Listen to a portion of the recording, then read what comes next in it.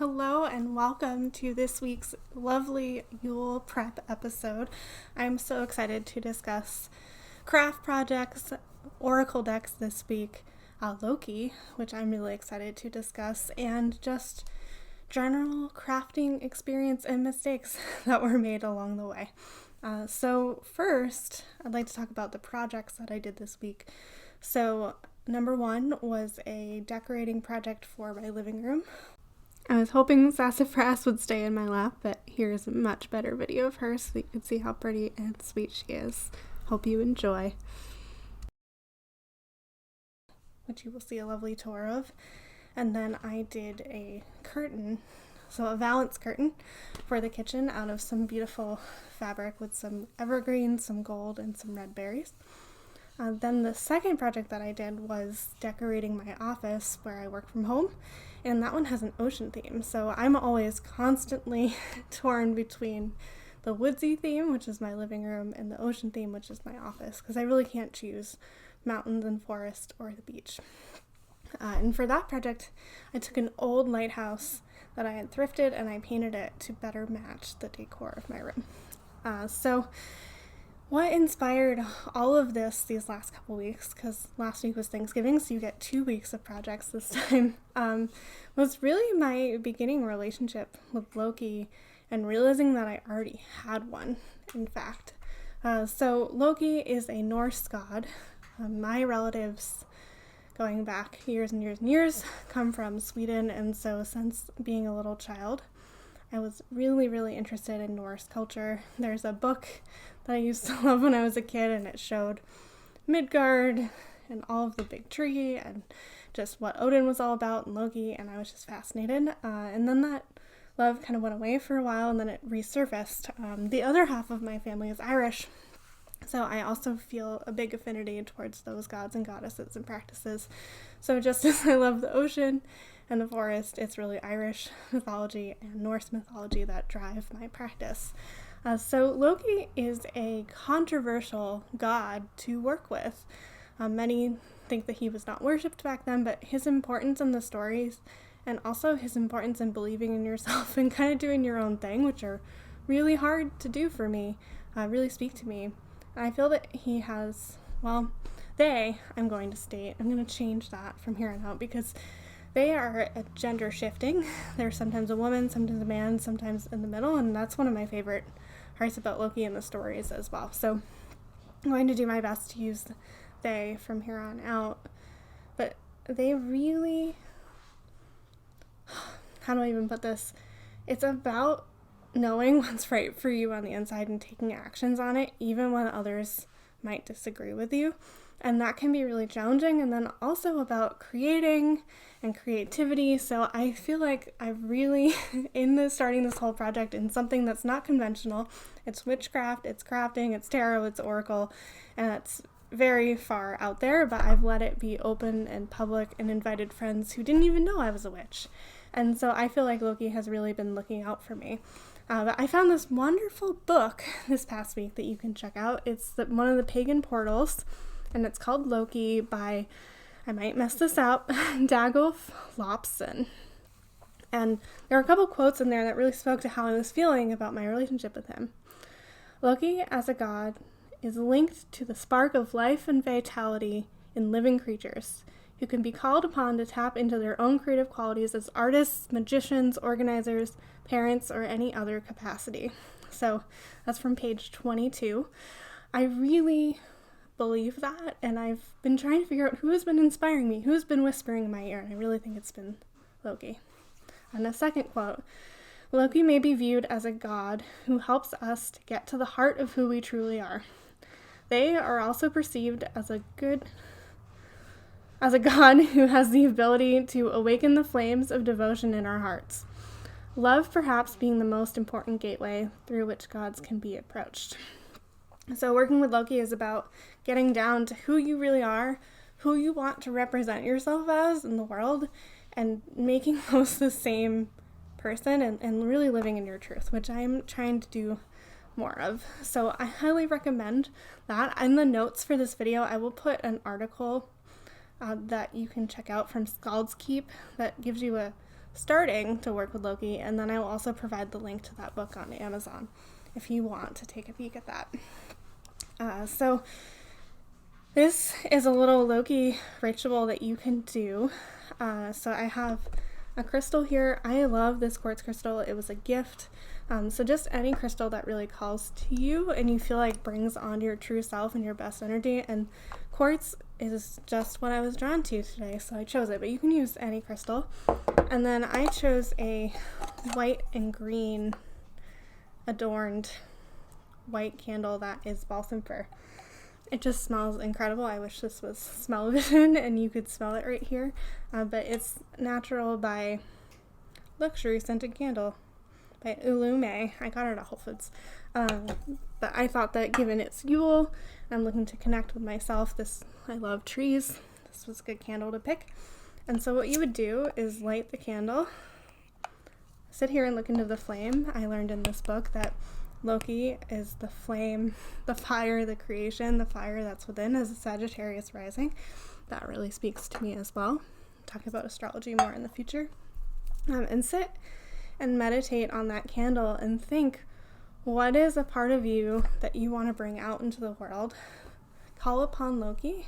Say something in your mind or out loud as, Loki, I call to you to help me bring this part of myself into its true fruition, and meditate on it, and then write down 1 or 2 ways that you can embody that true part of yourself this week. So that's my simple ritual. I don't like my witchcraft to be really complicated and you got to draw this thing and it's got to be this color to work with this god.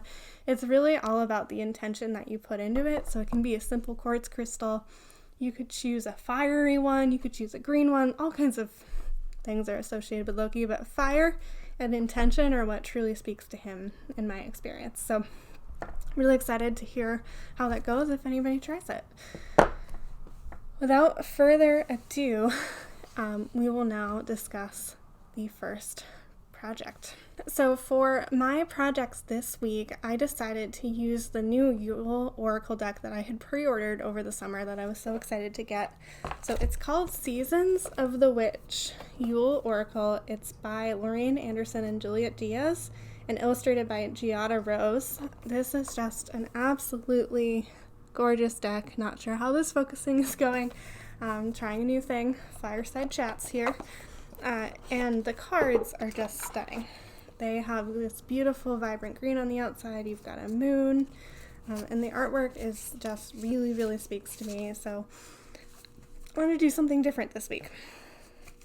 So for the first project, the card that I pulled was Father Christmas.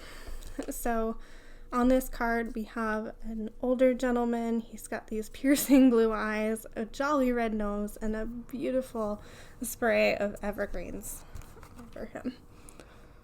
Show that for a couple seconds here. So the quote on the card says, "How did I get here? Lost, perhaps? No worries at all. Gather yourself and clear the frost for the good that still lives in you, dear." So this was the card I pulled for generally decorating my living room and creating that beautiful curtain. And I was feeling like a Scrooge that day. I did not want to decorate, but it was the day that I had pinched a nerve in my shoulder painting the bookcase behind me, and I was stressed about Thanksgiving and family and everything that was going to be happening. So this card really told me to really dive in and remember that spirit, that Father of Christmas. I'm going to pull up the page 61 just to read a little bit from here. So the keywords are naughty and nice. I was being naughty. I was not believing in Christmas. But here it is. What list will you be on this year, naughty or nice? Father Christmas, Santa Claus, Old Saint Nick, even Krampus are critical figures in holiday celebrations. We know these archetypes as the jolly old man who judges whether we are worthy of gifts, if you were kind-hearted, or lumps of coal if you were terrible. You may have grown up and stopped worrying about getting gifts for the holidays, but that doesn't mean that you shouldn't be mindful of how your energy manifests in this world. That was a moment where I was like, I need to shift my energy. I need to enjoy this time. Yule is coming. I'm getting set up for this. I'm really excited. Let's shift the energy and turn things around. So that's what I did, and I put on my favorite Christmas music, which It's like classical Christmas and movie Christmas, and I just went to town and decorated, and you'll see images of that in a little bit. So Father Christmas was very helpful, and he's been reminding me all throughout this project that I really need to just remember that spirit of the holiday. So the first thing that I did was take down the curtain I had already made for fall, so I cheated a little bit and measured that, but you can also just measure your window across from left to right, add on 2 to 3 inches, because I like to make mine ruffly, and that gives you your length across. And then down, you want to measure how far you want your curtain to go, and then add about 4.5 inches to that for the seams. And then you can measure out and cut out your curtain. Here I am pinning down the sides of the curtain to make sure they have a nice clean edge. And then I will sew those on either side. I found it's really helpful. I don't like to pin up and down so I can sew over it. I actually like that the pins slow me down, so I do the pointy end towards the project. I made a couple mistakes while I was making this, and here you can see one of them where my cat decided, sassafras, to get right in the way. But here I am finally sewing those seams up, and everything's going well, and I've got my partner in crime right on the table there. Now I'm sewing down the other side. Look at that cute tail just flapping away. But super simple, easy first project if you've never sewn something before. Next, here I'm pinning down the bottom, and you will see in a couple minutes that I made a major error here. You want to make sure when you cut your straight across that you actually do it evenly, and that way what I'm doing here would actually work, where you just measure a 1/4 inch to 1/4 to 1/2 inch for the seam along the edge, but I measured it perfectly all the way across, but my piece of fabric was not 100% even, so that caused me a couple of issues there. Now I'm pinning the top, which is going to house the curtain rod. So I like to do 4 inches, that way you've got plenty of space to have a little ruffle ahead of where you put the curtain rod. So you pin straight across, and you're going to sew 3 seams. 1 just to make sure the edge is nice and strong, and then 2 to house the curtain rod. Make sure that you don't do it too small so you can't fit the edge of the curtain rod over, or you can do them small and add it together. But here you can see my edge was not even as I was talking about, so I had to take it down, resew it, decide not to film it, but here's the final product, and I'm super happy with it. It really brightened up the kitchen, even though I can't paint it yet until it's a little bit warmer and we can open up those windows. So here's a tour of my living room. I love the way this winter wonderland came out this year with the birds. It's actually a fall squirrel, but we're just going to keep that in there because I love it. Just really doing lots of greens and whites to make it feel bright and happy. Some red on the bottom there, but not a whole lot. And here is a view of the whole living room. I really couldn't be happier with the way it comes out, and it brings me so much joy when I get to come out here on my lunch break or my 15 or at the end of the day and just be really cozy with the tree lights on. All right, here we are for project number 2, which is when I started to decorate my office, my workspace. It's really important for me that that space brings me joy, that I want to be in it. I think that's its own magic and manifestation to begin with, that you want that workspace you have to make you feel good and you want to be there and you want to work. So for decorating and painting that lighthouse, the card that I chose from the same deck was Turning Inward. So on this card we have a shadowy robed figure. He's standing before, he or she, or they, is standing before a mountain with some blank trees on it, and they're carrying 3 taper candles. Give you a quick look at that. So the quote here is, "Inside the veil of bone and flesh, I lay my soul to sleep. All the truths within thy breath have come to greet me." So first, before opening the guidebook on this one, I just really thought about how, okay, I need to turn inward. I need to think about what decorating this office means to me and make this sort of a ritual, not just putting it up like I do every year, setting up the tree. So I made sure to put on some different music. I listened to Polar Express this time, also one of my favorites.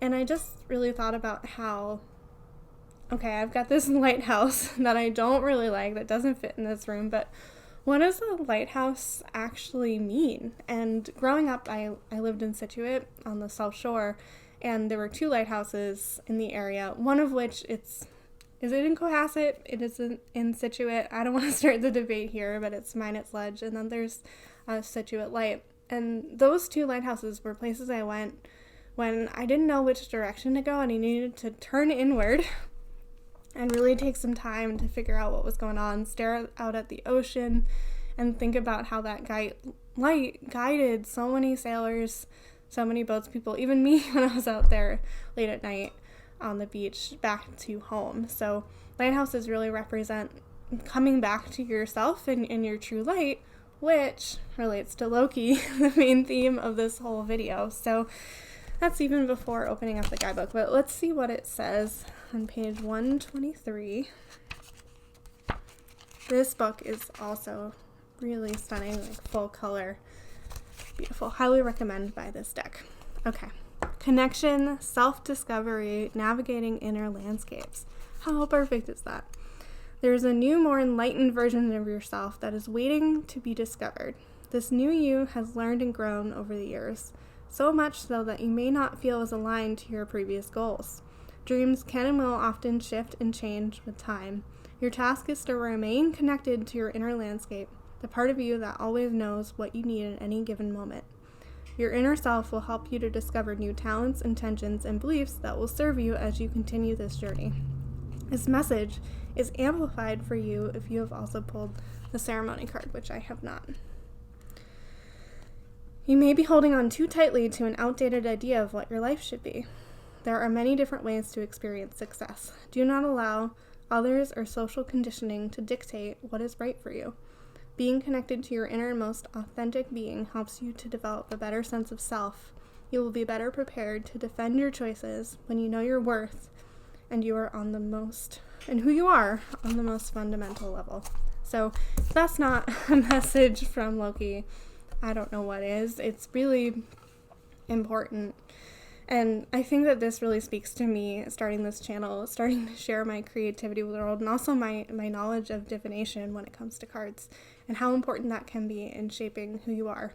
I always thought that I wanted to just grow up in tech and be a manager and keep going that way, but now I'm thinking that I might want to be my own boss someday and do creativity and have a lot more freedom. So I know that doesn't really relate to the craft project, but it relates to the symbolism of the lighthouse and having the faith in myself to put this out there. So that was project number 2. Let's check out how that went.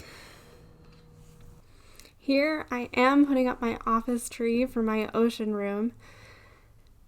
First, I started with a lot of big bulbs to fill out the tree because it's kind of scraggly. It's not a real tree. It doesn't look great. But look at how that fills it out and starts to look a lot better. Before I put on the seashells and all the other fun ornaments and sea critters I have, from hermit crabs to sea turtles and all kinds of other things. And that was it. It really didn't take too long, probably like a half an hour to put it together, which wasn't too bad.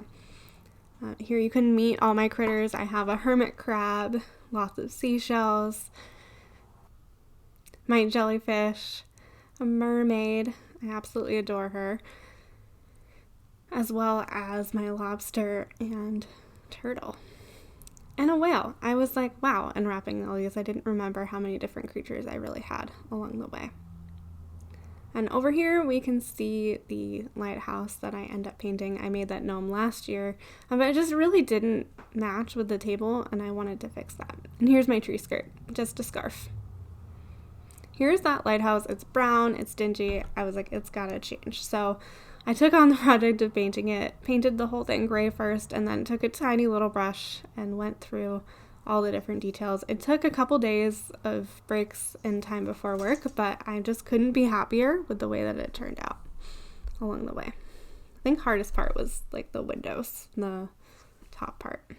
But here's a tour of how that came out. It's much more cheerful and bright and matches with the room decor now, and I am super happy with this project.